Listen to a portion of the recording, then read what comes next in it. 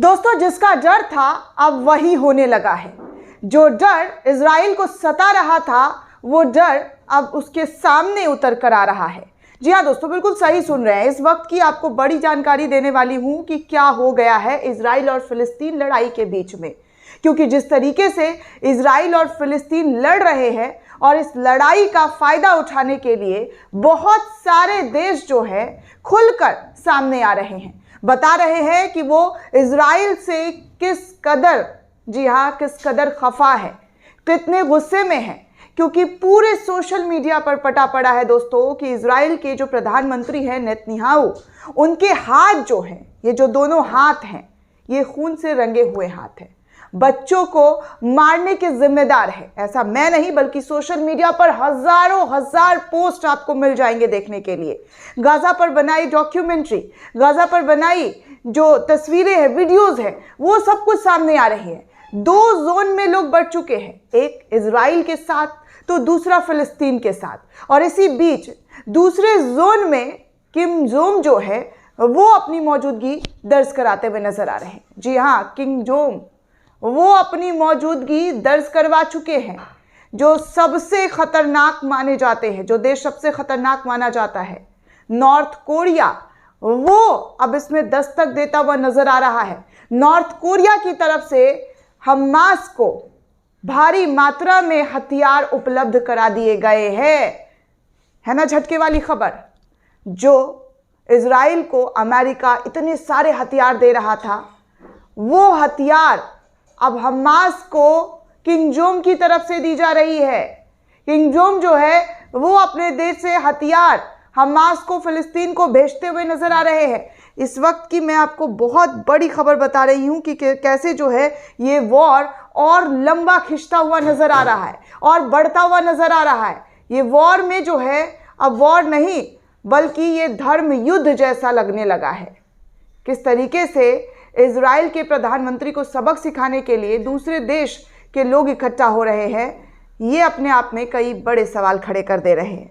दोस्तों, आपको बता दूं कि नेटवर्क 18 की न्यूज़ है, न्यूज़ 18 अंबानी वाला चैनल, वो लिख रहा है कि इजराइल हमास युद्ध में उत्तर कोरिया की एंट्री हो गई है। किम जोंग उनके हथियार से इजराइल पर किया गया हमला, यानी कि किम जोंग जो है उनके हथियार से इजराइल पर किया जा रहा है हमला। इजराइल पर बीते दिनों दोस्तों आप सभी को पता है कि किस तरीके से इजराइल और फिलिस्तीन की लड़ाई शुरू हुई।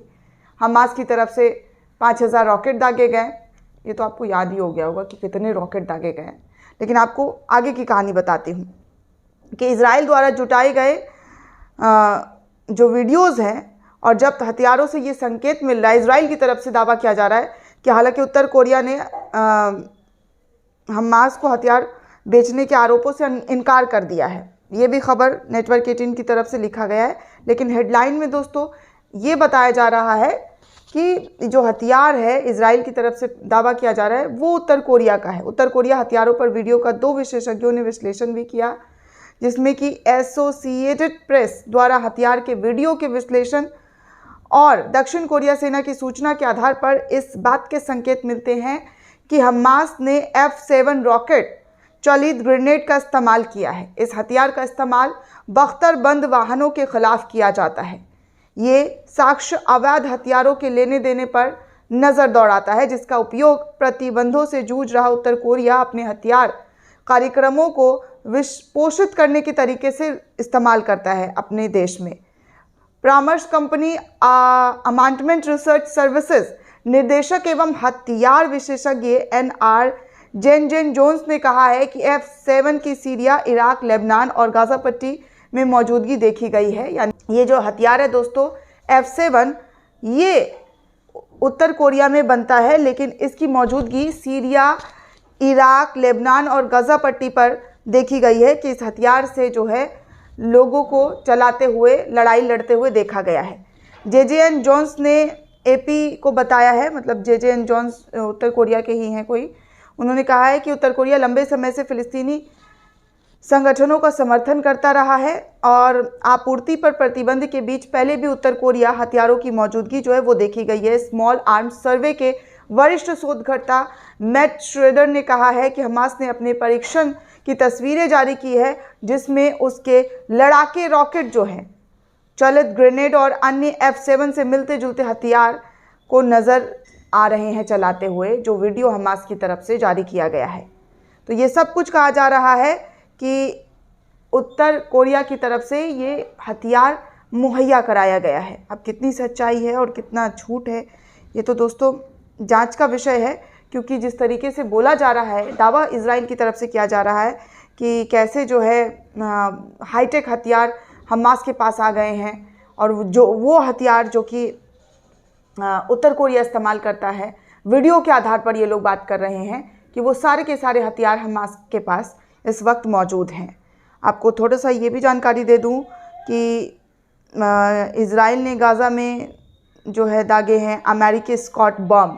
जी हाँ, ये खबर भी निकल कर सामने आ रही है, क्योंकि क्या बताऊं, इतने लोगों की जानें जा चुकी है ना।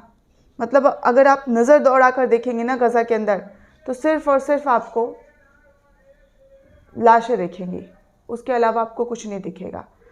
तो अब ये खबर आ रही है कि इज़राइल ने गाज़ा में दागे अमेरिकी स्मार्ट बम। अमेरिका की तरफ से जो स्मार्ट बम बनता है वो दागे गए। पहली वार, सेकेंड वर्ल्ड वार में इस्तेमाल हुआ था ये बम, ऐसा दैनिक भास्कर लिखता है।